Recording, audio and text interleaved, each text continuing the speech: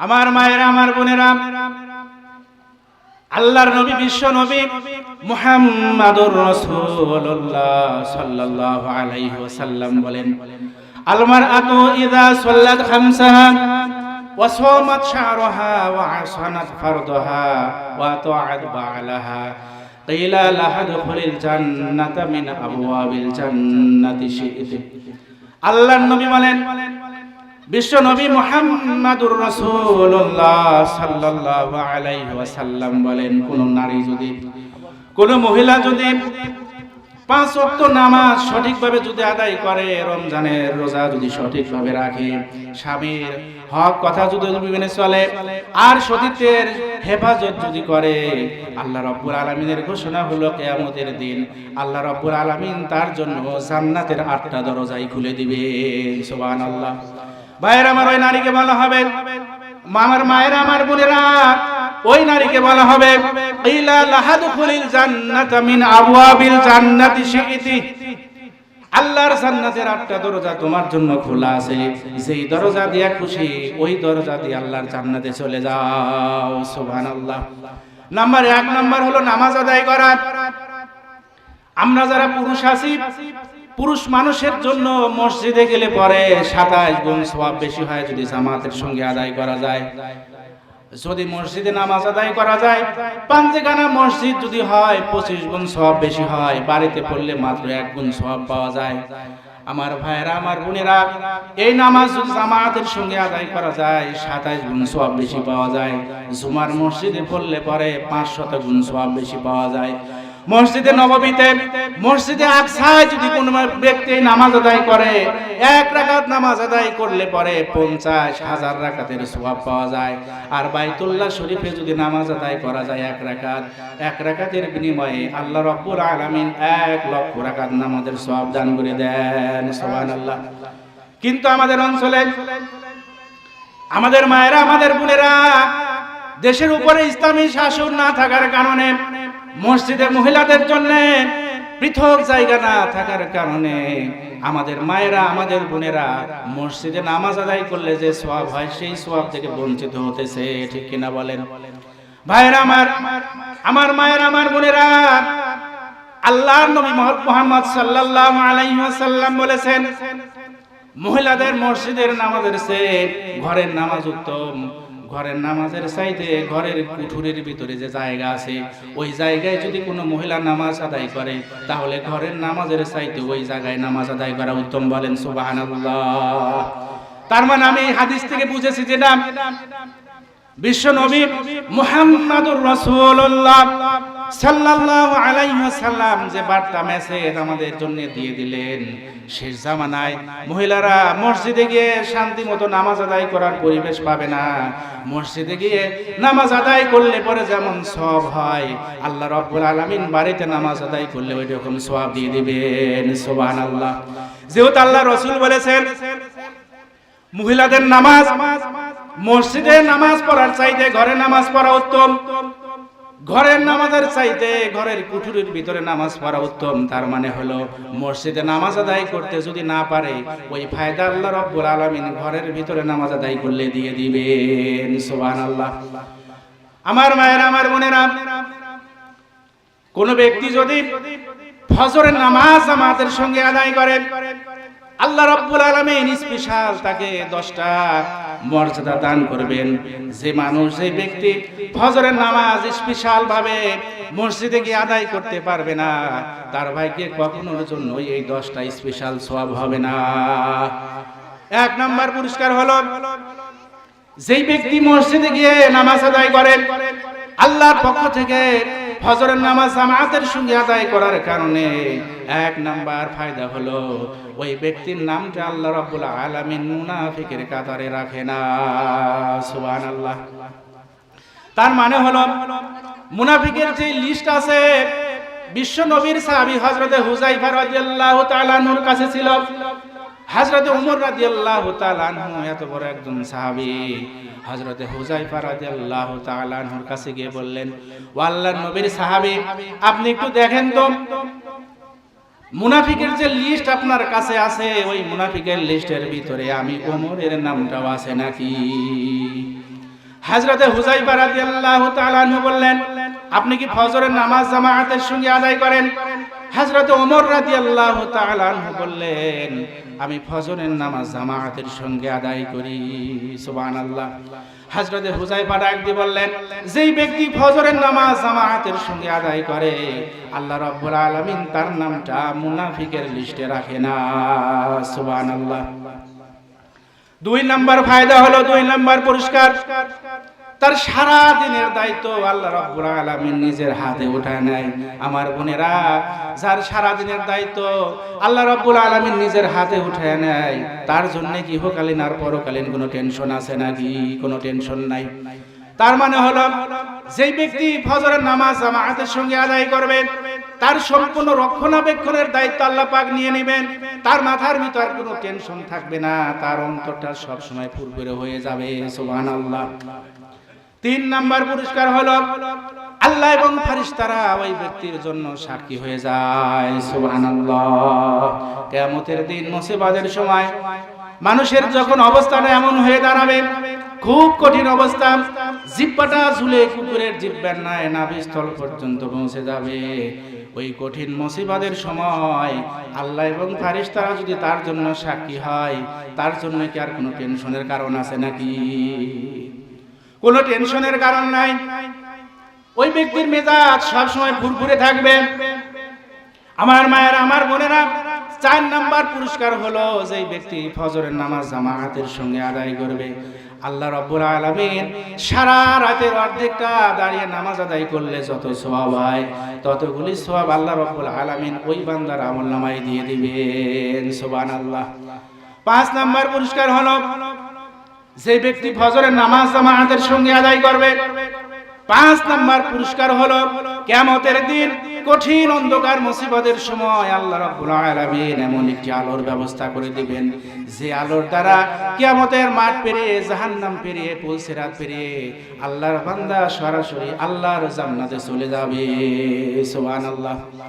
6 number পুরস্কার হলো, দুনিয়ার ভিতরে সবচাইতে বেশি নিয়ামত আল্লাহ পাক তাকে দান করবেন। সব কিছুর ভিতরে আল্লাহ রাব্বুল আলামিন নিয়ামত দান করবেন, তার মাথায় কোনো টেনশন থাকবে না। যেদিকেই তাকাবে, যেই কাজ করবে, তার সমস্ত কাজের ভিতরে সব সময় আল্লাহ রাব্বুল আলামিনের নিয়ামত থাকবে। 7 নাম্বার পুরস্কার হলো, যেই ব্যক্তি ফজরের নামাজ জামাতের সঙ্গে আদায় করে, 7 নাম্বার পুরস্কার হলো, আল্লাহ রাব্বুল আলামিন এই ব্যক্তিকে কখনোই আল্লাহর জাহান্নামে প্রবেশ করাবেন না। তার মানে হলো, যেই ব্যক্তি ফজরের নামাজ জামাতের সঙ্গে আদায় করবে, আল্লাহ রাব্বুল আলামিন ওই ব্যক্তিকে আল্লাহর জাহান্নাম থেকে মুক্ত করে দিবেন। সুবহানাল্লাহ। 8 নাম্বার পুরস্কার, জাহান্নাম থেকে মুক্ত হয়ে গেছে, সব কিছুর ভিতরে বরকত হয়ে গেছে। 8 নাম্বার পুরস্কার হলো, আল্লাহ রাব্বুল আলামিন তার সব কিছুর ভিতরে বরকত দান করবেন। সুবহানাল্লাহ। খেতে খামারে আবাদ সাবাদ করবে, মাঠে কাজ করবে, ফসলের ভিতরে আল্লাহ পাক বরকত দিবেন। চাকরি বাকরি করবে, ব্যবসা বাণিজ্য করবে, যা কিছুই করুক না কেন, তার ভিতরে আল্লাহ পাক বরকত দান করবেন। বলেন সুবহানাল্লাহ। ভাইরা আমার, আমার বোনেরা, আমার মায়েরা, পুরুষ মানুষের ইবাদতে সওয়াব অর্জন করা কত সহজ হয়ে গেছে শুনে আপনাদের হয়তো ভাবতে পারেন, পুরুষ মানুষ যদি এত সওয়াব ইনকাম করে, কামাই করে, এত সওয়াব যদি মসজিদে গিয়ে নামাজ পড়ে যদি অর্জন করে, প্রথমে আমি বলেছি বিশ্ব নবী মুহাম্মদুর রাসূলুল্লাহ সাল্লাল্লাহু আলাইহি ওয়াসাল্লাম বলেছেন, মসজিদের চাইতে মহিলাদের ঘরের নামাজ উত্তম। তার মানে ঘরের নামাজ, ঘরেও যদি নামাজ আদায় করে, মসজিদে নামাজ আদায় করলে যেমন ফায়দা হয়, ওই ফায়দা আল্লাহ রাব্বুল আলামিন ওই নারী সমাজকে দিয়ে দিবে।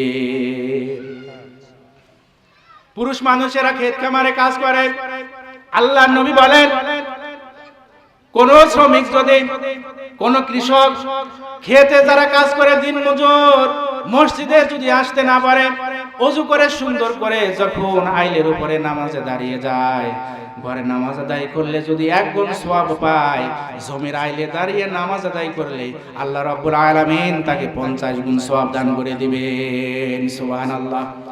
9 নাম্বার পুরস্কার হলো, ফজরের 2 রাকাত সুন্নাতের এত সম্মান, এত মর্যাদা আল্লাহ রাব্বুল আলামিন দিলেন। ফজরের 2 রাকাত সুন্নাতের সম্মান মর্যাদা কত!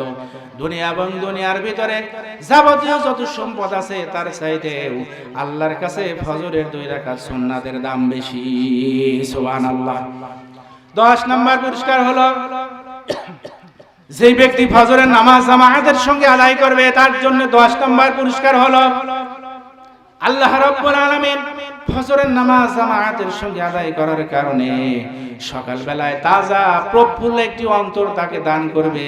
সারা দিন সেই ব্যক্তি ফুরফুরে মেজাজ নিয়ে চলাফেরা করবে। সুবহানাল্লাহ। ঠিক পক্ষান্তরে যে ব্যক্তি নামাজ পড়ে না, ঘুমায়, হাদিস শরীফে এসেছে প্রত্যেকটা মানুষ যখন ঘুমায়, ঘুমানোর সময় শয়তান তার কাছে চলে আসে আর তার খেদমত করে আর বলে, এখনো অনেক রাত আছে, ঘুমাও, কোনো টেনশন নাই, তুমি ঘুমাতে থাকো। ভাইরা আমার, মায়েরা আমার, বোনেরা আমার, সে যখন ঘুমিয়ে পড়ে এরকম কোনো টেনশন থাকে না, শয়তান তার গলায় 3টা রশিতে গিরা দেয়। প্রত্যেকটা গিরা দেওয়ার সময় একটা করে ফু দেয় আর বলে, এখন অনেক রাত আছে, তুমি ঘুমাও। নাউযুবিল্লাহ। এরকম 3টা রশিতে যখন 3টা গিরা দেয়, আল্লাহর ওই বান্দা ঘুম থেকে ওঠার পরে যদি ওযু করে, ওযু করতে দেরি আছে কিন্তু আল্লাহর পক্ষ থেকে একটি গিরা খুলে যেতে দেরি নাই। সুবহানাল্লাহ। তার মানে যেই বান্দা ঘুম থেকে ওঠার পরে সুন্দর করে ওযু করে, ওযু করতে দেরি আছে কিন্তু আল্লাহর পক্ষ থেকে একটি গিরা খুলতে দেরি নাই। এরপরে যখন নামাজ আদায় করে, ভাইরা আমার, মায়েরা আমার, বোনেরা আমার, যখন ওই ব্যক্তি ঘুম থেকে ওঠার পরে দোয়া করে, আলহামদুলিল্লাহ, আলহামদুলিল্লাহিল্লাযী আহইয়ানা বা'দামা আমাতানা ওয়া ইলাইহিন নুশুর, এই দোয়া যখন করে আল্লাহ রাব্বুল আলামিন তখন তার গলার দ্বিতীয় আরেকটি গিরাও খুলে দেয়। সুবহানাল্লাহ। এরপরে যখন সে ওযু করার পরে নামাজ আদায় করে, আমার মায়েরা, ওযু করে নামাজ আদায় করার পরে আল্লাহর পক্ষ থেকে শয়তানের দেওয়া তৃতীয় গিরাটিও আল্লাহর পক্ষ থেকে খুলে দেওয়া হয়। সুবহানাল্লাহ। আর যেই ব্যক্তি ঘুমায়, আল্লাহর ভয় কলিজার ভিতরে নাই, বিশ্ব নবীর মহব্বত কলিজার ভিতরে নাই, নামাজের মহব্বত কলিজার ভিতরে নাই, ঘুমায়, শয়তানের প্ররোচনায় পা দিয়েছে, ওই ব্যক্তি যখন সকালবেলায় ঘুম থেকে ওঠে অলসতা নাপাকি নিয়ে তার দিনের শুরু না হয়। নাউযুবিল্লাহি মিন যালিক। এরকম মানুষ সমাজে আছে না নাই? এইরকম মানুষ, বেনামাজি মানুষ যারা সমাজে আছে, পরকালে তাদের জন্য কঠিন আযাবের ব্যবস্থা আছে। আমার মায়েরা, আমার বোনেরা, যে ব্যক্তি 5 ওয়াক্ত নামাজ সঠিকভাবে আদায় করবে, আল্লাহ রাব্বুল আলামিনের ঘোষণা হলো, বিশ্ব নবীর মাধ্যমে আল্লাহ পাক জানিয়ে দিয়েছেন, তার ব্যাপারে বলা হয়েছে আল্লাহ রাব্বুল আলামিন তাকে 5টা পুরস্কার দান করবেন। সুবহানাল্লাহ। 1 নম্বর পুরস্কার হলো দুনিয়ার বুকে রিজিকের পেরেশানি আল্লাহ পাক দূর করে দিবেন। রিজিক আদায় করার জন্য, অর্জন করার জন্য মানুষের ভিতরে পেরেশানি আছে না নাই? হাজারো পেরেশানি থাকে। সম্পদ অর্জন করার জন্য কিভাবে পরিবারকে ভালো রাখা যায়, নিজে ভালো থাকা যায়, মানুষকে কিভাবে একটু দান সদকা করা যায়, নানান নিয়ত নিয়ে, নানান ওসিলার সামনে নিয়ে মানুষেরা সব সময় টাকা অর্জন করার জন্য ব্যস্ত থাকে। থাকে কি থাকে না? আমার ভাইরা, যে ব্যক্তি সঠিকভাবে নামাজ আদায় করবে, আল্লাহ রাব্বুল আলামিন তার দুনিয়ার রিজিকের যত পেরেশানি আছে আল্লাহ পাক দূর করে দিবেন। সুবহানাল্লাহ।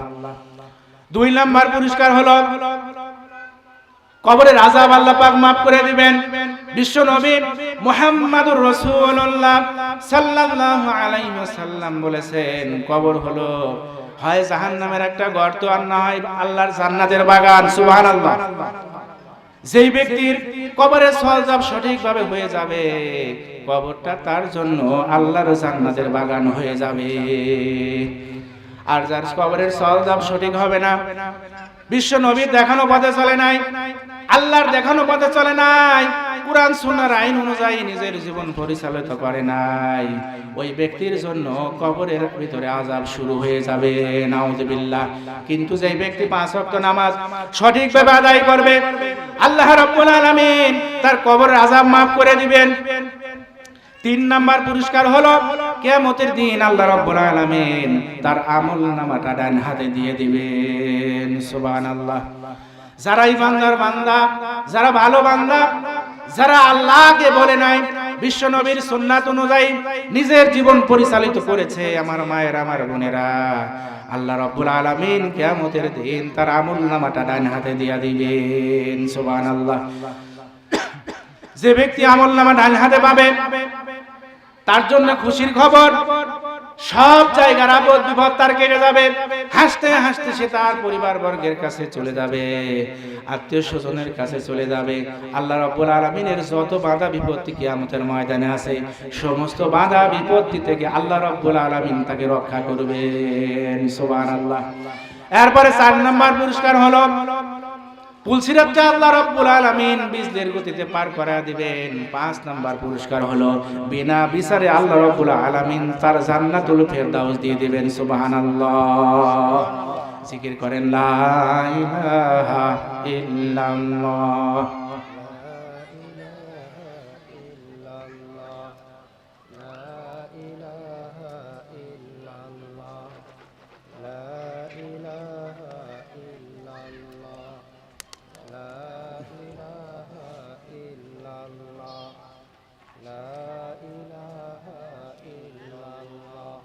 লা ইলাহা ইল্লাল্লাহু মুহাম্মাদুর রাসূলুল্লাহ। আমার মায়েরা, আমার বোনেরা, নামাজের হেফাজত করা লাগবে। 2 নাম্বার যেটা হলো আসওয়ামাত শাহরহা, রমজানের ফরজ রোজাগুলি সঠিকভাবে রাখা লাগবে। ইচ্ছাকৃতভাবে একটি রোজাও রমজানের ছাড়া যাবে না।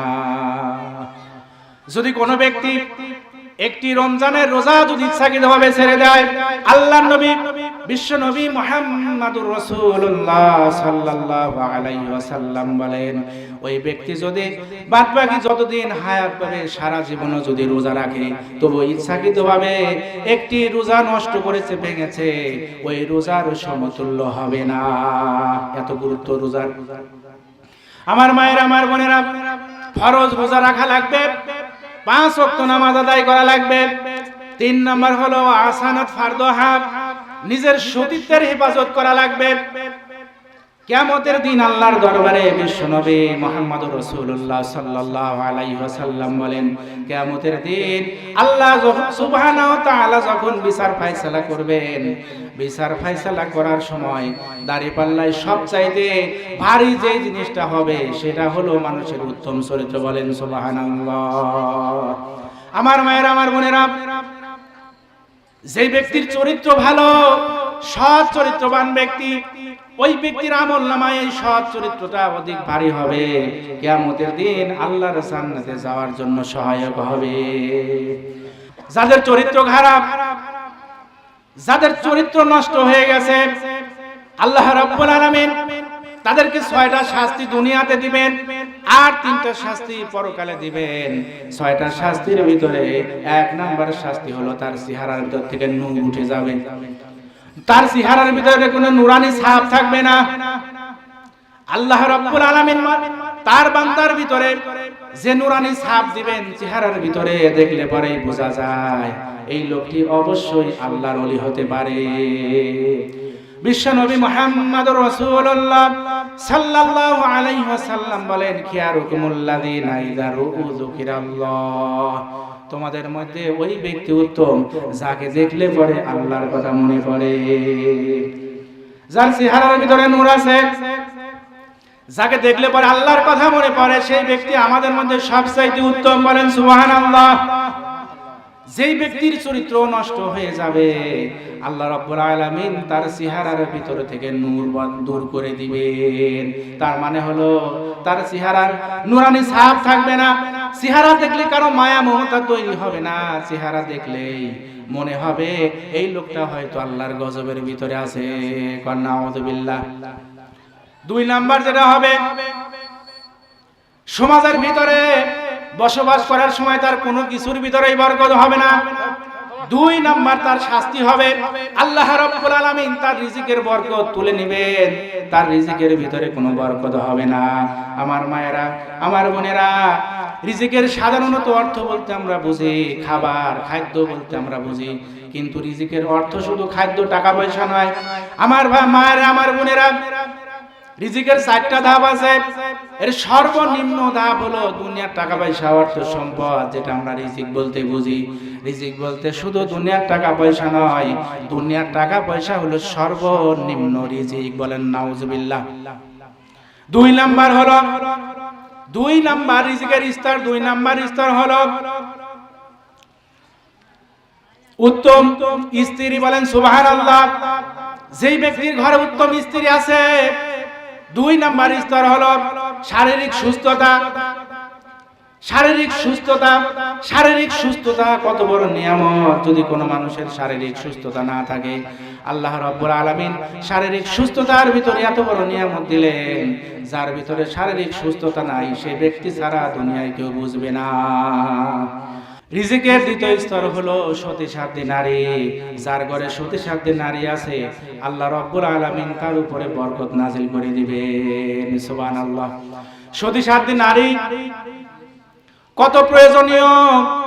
যার ঘরে সতী নারী নাই, দুষ্টুর একটা লম্পট স্ত্রী নিয়ে সংসার করে, এই লোকটাই জানে সতী নারী আল্লাহ পাকের কত বড় সম্পদ। সুবহানাল্লাহ।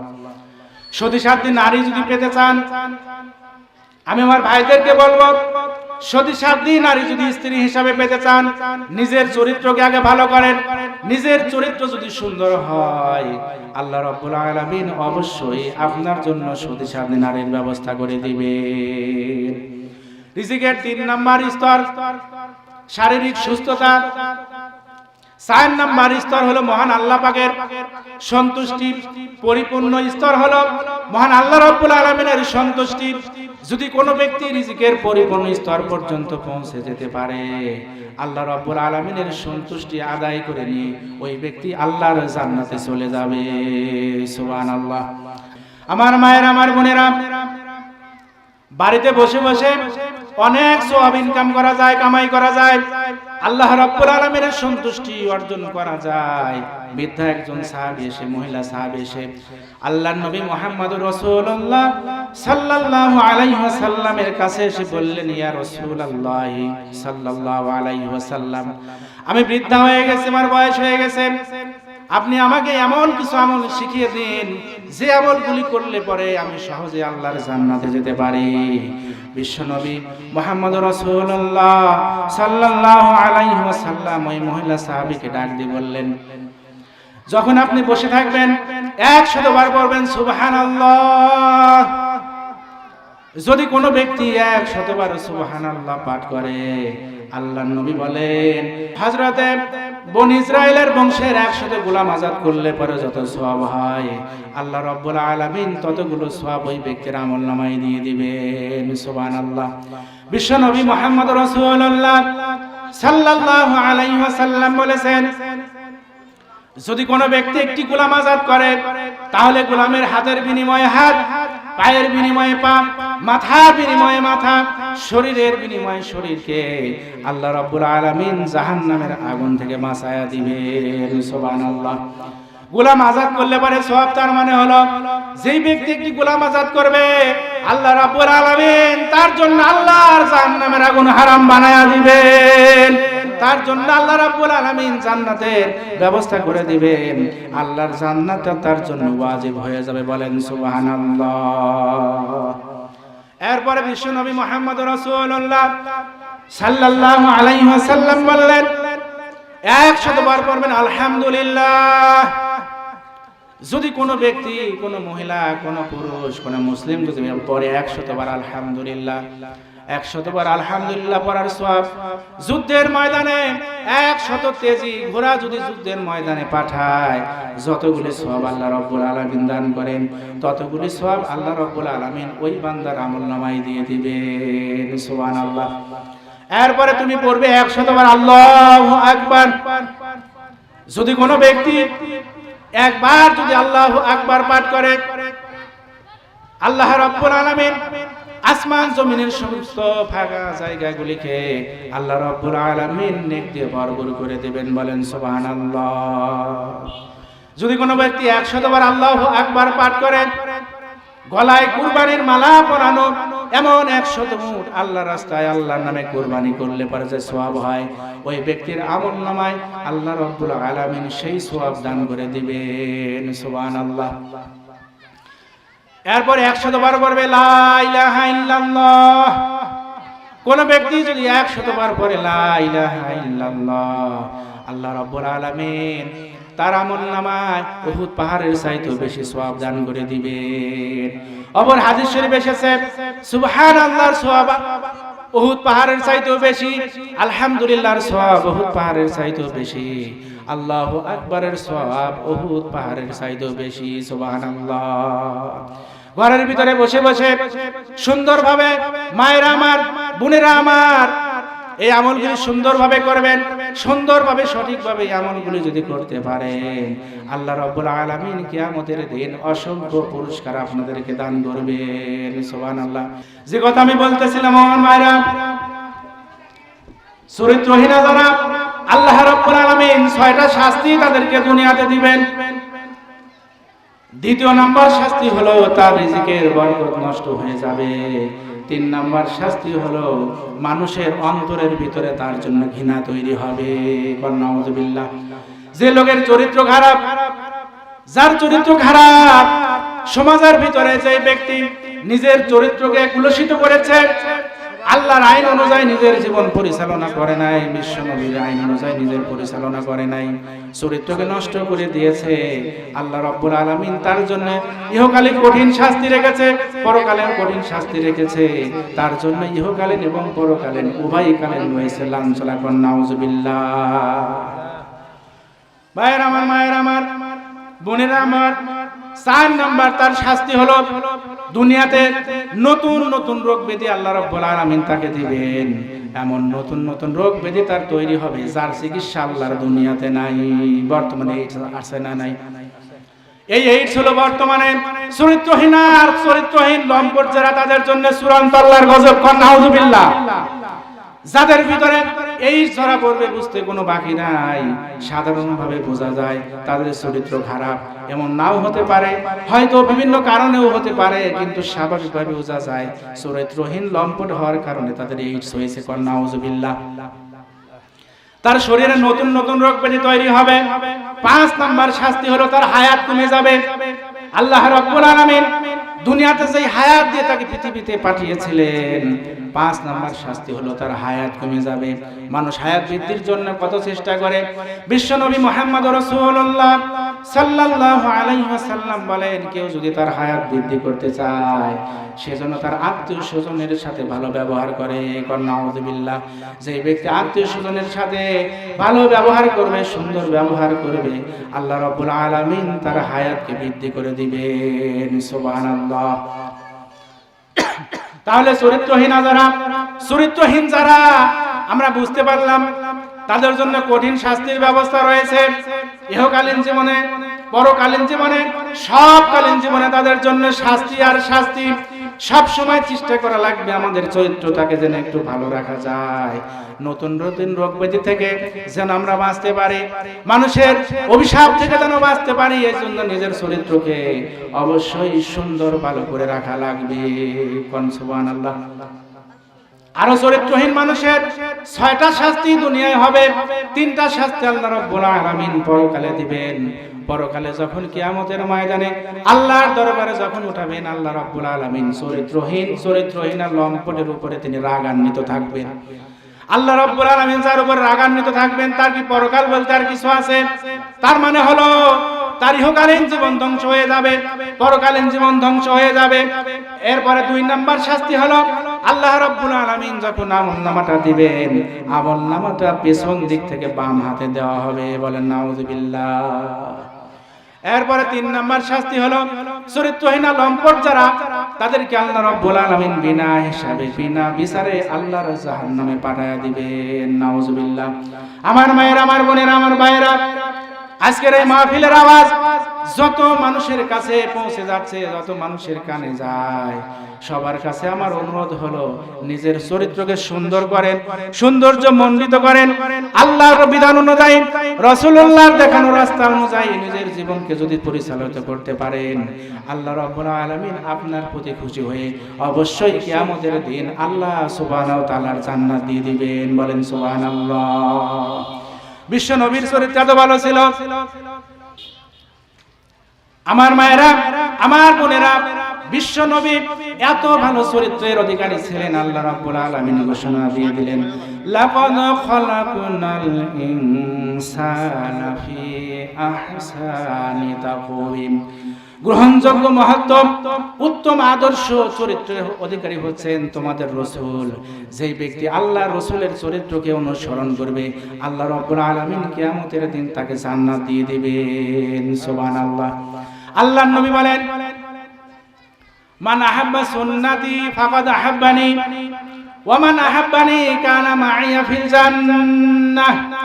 যেই ব্যক্তি আমার সুন্নাতকে মহব্বত করবে, ভালোবাসবে, আল্লাহ রাব্বুল আলামিন তাকে কিয়ামতের দিন জান্নাতে আমার সঙ্গী বানায়া দিবেন। বলেন সুবহানাল্লাহ। বিশ্ব নবীকে যদি আপনি মহব্বত করতে চান, ভালো যদি বাসতে চান, সর্বপ্রথম একটি কাজ আপনার করা লাগবে। বিশ্ব নবী যেই কাজগুলি করেছেন সঠিকভাবে ওই কাজগুলি আদায় করা লাগবে।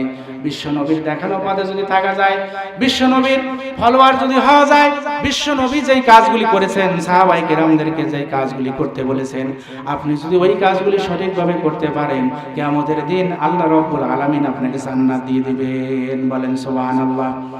আল্লাহ নবী বলেন, মান আহাব্বা সুন্নতি ফাকাদ আহাব্বানি। নিজে মন করা, মনের থেকে বানিয়ে কোন আমল করলে হবে না। বিশ্ব নবীর দেখানো আমল, বিশ্ব নবী যে আমল করেছেন, সাহাবায়ে কেরাম যে আমল করেছেন, ওই আমল যদি করা যায়, আল্লাহ রাব্বুল আলামিন তার প্রতি খুশি হয়ে যাবেন। সুবহানাল্লাহ। হাজারো গুনাহ থাকতে পারে আমাদের আমলনামায়, অনেক পাপ থাকতে পারে আমার মায়ের, আমার বোনেরা, পাপ থাকতেই পারে, যার কারণে অধিক পাপ হওয়ার কারণে আল্লাহ রাব্বুল আলামিনের ভয় কলিজার ভিতরে নিয়ে যদি ভালো কাজ করা যায়, কিয়ামতের দিন আল্লাহ রাব্বুল আলামিন তার গুনাহগুলি মাফ করে দিবেন। সুবহানাল্লাহ। বনি ইসরাইলের এক ব্যক্তি হযরত মুসা আলাইহিস সালামের জামানায় এক ব্যক্তি সে বললেন, এই জামানার সবচাইতে খারাপ ব্যক্তি হযরত মুসা আলাইহিস সালাম আল্লাহর কাছে বললেন, রব্বুল আলামিন, এই জামানার সবচাইতে খারাপ ব্যক্তিকে আমি দেখতে চাই। আল্লাহ রব্বুল আলামিন বললেন, মুসা রে, সকাল বেলায় রাস্তার কিনারায় ওই জায়গায় নির্ধারিত স্থানে তুমি চলে যাও।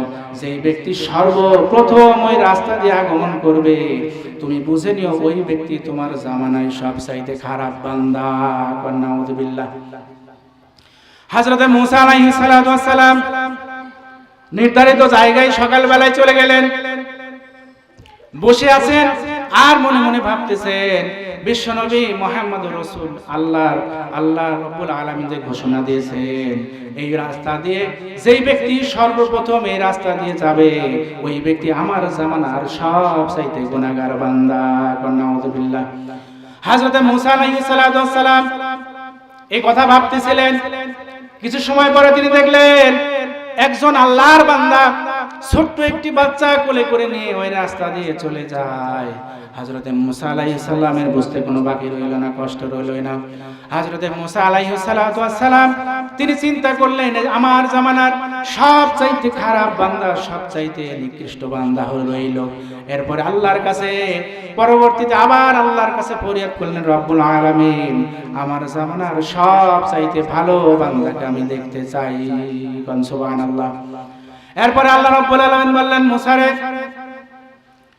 তোমার জামানায় সবচাইতে ভালো বান্দা, সবচাইতে বুজুর্গ বান্দা তুমি যদি দেখতে চাও, সকালবেলায় যেই জায়গায় তুমি গিয়েছিলে সবচাইতে খারাপ বান্দা দেখার জন্য, বিকাল বেলায় যদি তুমি ওইখানে যদি তুমি যেতে পারো, ওইখানে যদি গিয়ে বসো, বিকাল বেলায় তোমার জামানার সবচাইতে ভালো বান্দা অতিক্রম করবে। সুবহানাল্লাহ। হযরত মুসা আলাইহিস সালাম নির্ধারিত জায়গায় বিকালে গিয়ে বসলেন। আমার মায়েরা, আমার বোনেরা, লক্ষ্য করুন, কিভাবে একজন খারাপ বান্দা ভালো হয়ে যায়, একজন খারাপ মানুষ কিভাবে ভালো হয়ে যায়। সবচাইতে খারাপ বান্দা যার আমলনামায় কোনো ভালো কাজ নেই, মুসা আলাইহিস সালাতু ওয়াস সালামের জামানায় সবচাইতে খারাপ বান্দা হযরতে মুসা আলাইহিস সালাম বসে আছেন। হযরতে মুসা আলাইহিস সালাম অবাক হয়ে গেলেন। সকালবেলায় যেই ব্যক্তি রাস্তা দিয়ে গেল, আমার জামানার সবচাইতে খারাপ যেই বান্দা, যাকে সবচাইতে নিকৃষ্ট ব্যক্তি হিসেবে আমি অভিহিত করেছিলাম, একই অবস্থা দেখা যায় বিকাল বেলায়। সবচাইতে সকাল বেলায় সেই খারাপ বান্দা, বিকাল বেলায় তো দেখি ওই বান্দাই এই রাস্তা দিয়ে চলে যায়। সুবহানাল্লাহ। আল্লাহর কাছে ফরিয়াদ করলেন, রব্বুল আলামিন, আমি বুঝতে পারলাম না আমার জামানার সবচাইতে খারাপ বান্দা, যে কিনা সকাল বেলায় ছিল সবচাইতে খারাপ বান্দা, বিকাল বেলায় এই বান্দা কিভাবে ভালো বান্দা হয়ে যায় আমার বুঝে আসে না। আল্লাহ রাব্বুল আলামিন বললেন, মুসা রে, ওই সাথে লোকটার সাথে যে একটা বাচ্চা ছিল তুমি দেখেছো? মুসা আলাইহিস সালাতু ওয়াস সালাম বললেন, আল্লাহ, লোকটার সাথে একটি বাচ্চা ছিল আমি দেখেছি। আল্লাহ রাব্বুল আলামিন বললেন, মুসা রে, লোকটি যখন তোমাকে অতিক্রম করে চলে যায়, কিছু দূর যাওয়ার পরে তাদের সামনে একটি নদী পেছে, তাদের সামনে একটি বিশাল নদী পড়ে গেল। সাথে ওই বাচ্চাটা মুরব্বী ওই লোকটিকে ডাক দিয়ে জিজ্ঞেস করে বলতেছেন, তিনি তার ছেলে ছিলেন, জিজ্ঞেস করতেছেন, আব্বাসান, আমাদের সামনে যে নদী, এই নদীর চাইতেও বড় কিছু আছে নাকি? আমার ভাইয়েরা, আমার বোনেরা, হযরতে মুসা আলাইহিস সালাতু ওয়াস সালাম আল্লাহ সুবহানাহু ওয়া তাআলার প্রত্যেকটা কথা মনোযোগ সহকারে তিনি শুনতেছেন। এরপরে আল্লাহ রাব্বুল আলামিন বললেন, মুসা রে শোনো, যখন ওই বান্দার ওই ছেলেটা যখন জানতে চাইলো এই নদীর চাইতে বড় কিছু আছে নাকি, বিশাল এই নদী, লোকটি তখন উত্তর দিল, ও আমার কলিজার টুকরা সন্তান, শোনো, এই নদীর চাইতে বড় হলো ওই পারে যে বিশাল জঙ্গল দেখা যায়, ওই পারের ওই বিশাল জঙ্গল এই বিশাল নদীর চাইতেও বড়। সুবহানাল্লাহ।